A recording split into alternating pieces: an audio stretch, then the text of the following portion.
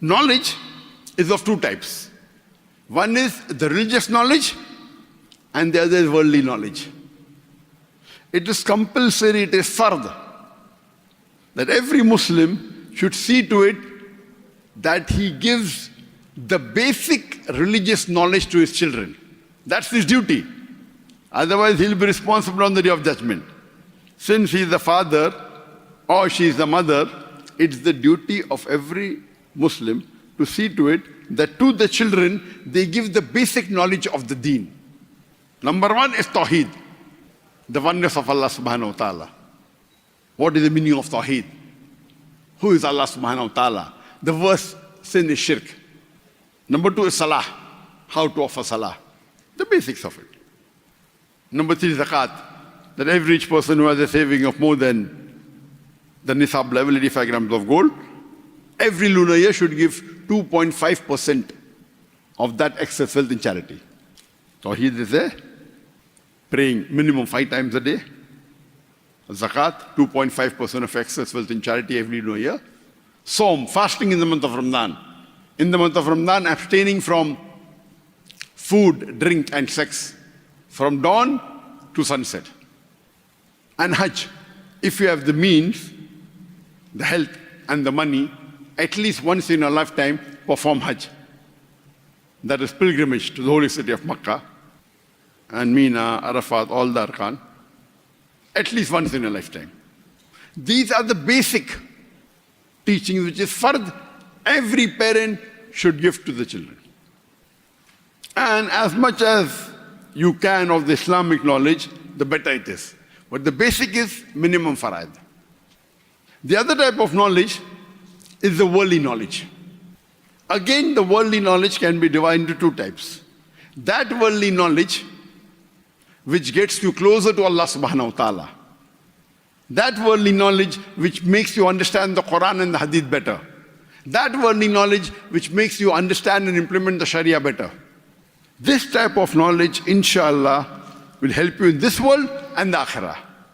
But if you seek a worldly knowledge which does not get you closer to Allah subhanahu wa ta'ala, does not help you to understand the Quran better, does not help you to implement the Sharia better, this knowledge may or may not be useful in this world, but in the Akhirah it will be useless. And today we find that we look up to the Western society for education. And most of the people today think, Muslims and non-Muslims both, that the best profession is that of a doctor, medical doctor. Most of the people think. Even being a medical doctor, depending upon how you put that knowledge to practice. If by acquiring that knowledge, you are saving the lives of hundreds and thousands of human beings, that's good.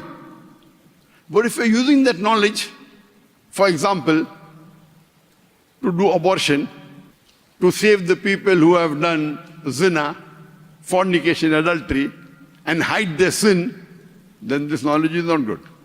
So every knowledge you acquire, it also depends upon how you utilize it. How do you implement it, for the good or for the bad?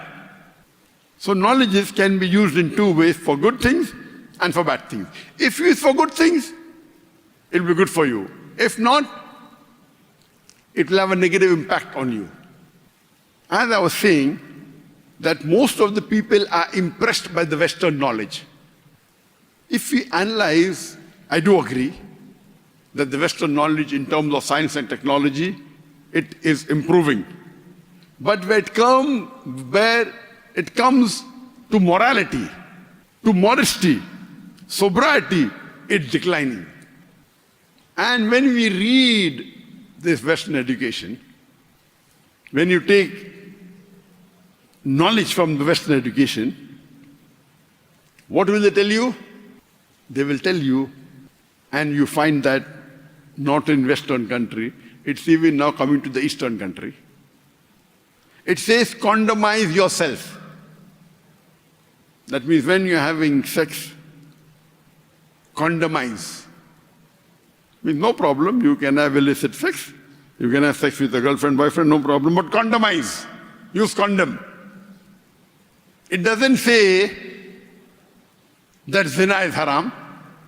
It doesn't say that fornication is haram or adultery is haram. It shows you a way how to protect your haram.